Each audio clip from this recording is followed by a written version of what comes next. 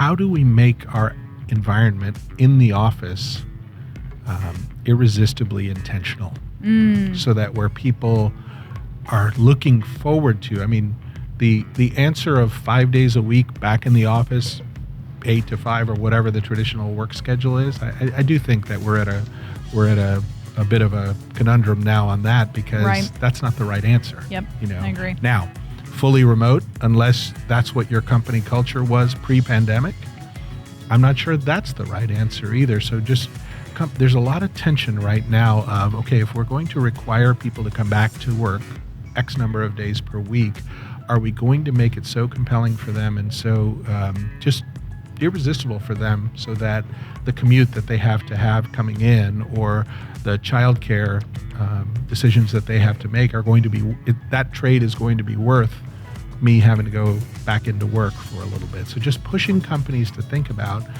are we making it irresistible for people to want to come back in? Are we creating value in those days, whether it's cross collaboration, whether it's the term that I use with my clients is, are we creating this atmosphere of having a ministry of availability? And this is more geared towards senior leaders, where are they making themselves available to some of our mid-tier and junior colleagues around mentoring opportunities, around spending time with them, and just, informal and perhaps formal structured time with our best employees and our highest potential employees, where they say, you know what, I'm not going to go work for somebody else because I get time on the CEO's calendar twice a year, because he or she is in the ministry of availability, and they've opened their door up to me and given me access and time to spend time with them. And how do you see the companies doing that do have so many remote workers now? Again, right? Because we have that ability, so the pool has also opened up. How do we continue to keep those people involved? Yeah, so I mean, listen, I think the reality is that there is going to be a portion of the population that is remote and won't necessarily have the in-person or in-office opportunities. Where ministry of availability gets extended to them is around this idea of just even having access. Even if it is a Zoom call or a Teams call or anything like that, are we including them? There's a big push that's happening right now, and it's coming out in engagement surveys and employee satisfaction surveys about this concept of belonging.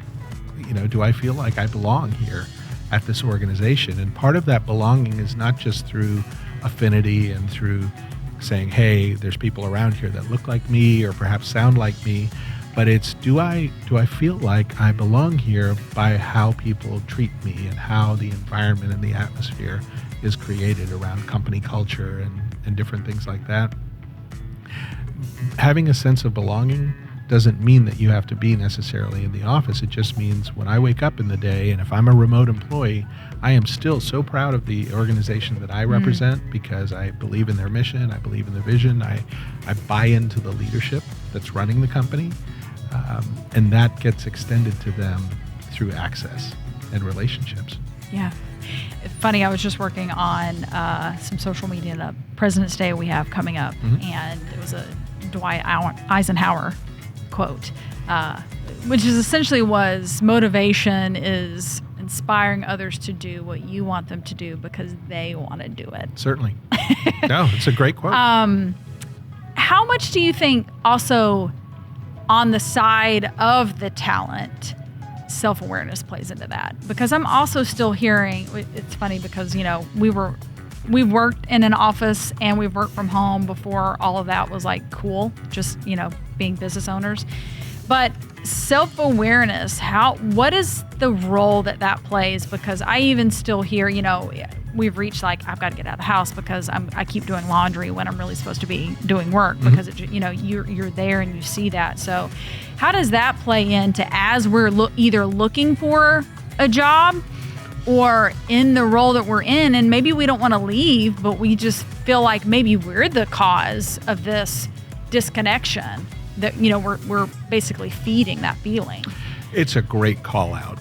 So what I will say around self-awareness, and this is, I do believe we've lost our way a little bit as a business society, where when people wake up in the morning, as long as they are engaged with their employer and they are generally satisfied to be a part of whatever organization they're a part of, their number one priority throughout the day is to add value to that organization, whether that's through their individual effort, whether that's through their teams, whether that is through, if it's taking care of customers. I worked for a CEO years ago that talked about this idea of you have one of two jobs in this organization. You are either serving clients directly or you are serving someone who serves clients. You're in one of those two boats. Yep.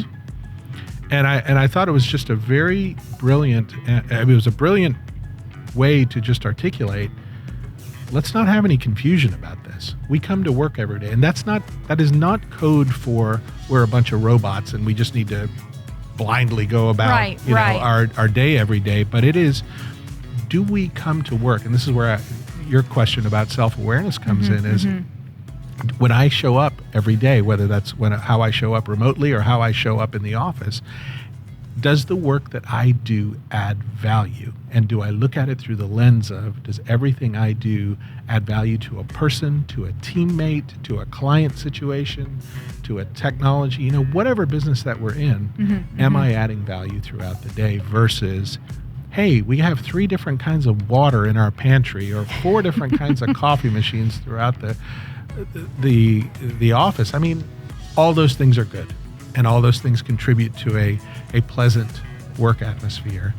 At the end of the day, though, I've been hired by an organization so that I can provide value to that organization. And they saw something in me that allowed them to bring me in and add value to a customer or add value to the organization.